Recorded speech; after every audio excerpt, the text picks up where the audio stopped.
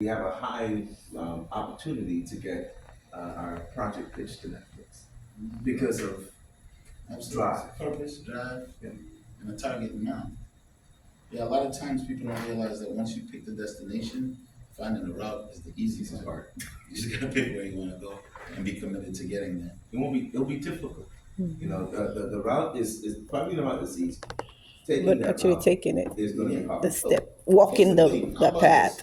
Wake up at 4 o'clock, go to work, do back-breaking labor for 8 hours, come home, take care of your kids, go to sleep, sleep for 3 hours, wake up at 4 o'clock, do it again. Sleep for 3 hours. Yeah, yeah, but that's not easy either. Right? That's So what I'm everything's saying. difficult. Yeah. That's my point. It's just like choose what you want to suffer for. Yeah. Choose your different. It's like some people say they want to open their own business. I'm like, all right, cool, but that's 93 hours a week. You okay with that? What's option two? 40 hours a week working for somebody else. Yeah. Pick one. Both of them suck. They both suck. Which one do you like? Damn. Right? Make a choice. And it's not a pessimistic view, it's an optimistic view. Some people do not have the discipline to work for themselves. And if Yes. you know that about yourself, then go work for somebody else. Just make sure you charge them a lot of money for your time. Right. Right? And that's perfectly okay. There's so many people who are entrepreneurial that clown corporate. Like, why would you want to work for corporate? I know why I do it. It shows up every Friday around 2 a.m. right in my bank account. I know exactly why.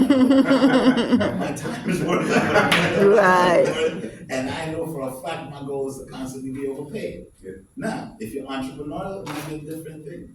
So for everybody, it's a different thing. You just have to figure out what works for you.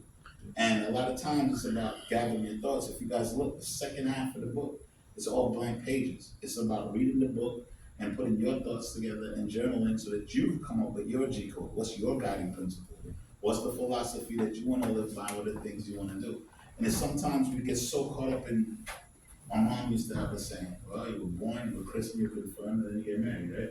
That's the protocol. Right? The fact of the matter is, if you're not careful, you wake up at 50 years old following the protocol. You can do anything you wanted to do. That's true. And that is an okay life, I guess. But you know. So Alexandra asked me earlier, this another thing, because I didn't realize I didn't share with my students that I'm also an author. And I wrote a bunch of books. I did like 18 manuscripts of poetry, only released about two, but then went to poetry. My wife said poetry sucked. She didn't say it sucked, she said do something else. And my mom said my poetry wouldn't matter until I died. I said, all right, fine. So I evolved with wrote the first novel. The first novel was pure trash, but the story was good. Because I hired somebody that hired, I did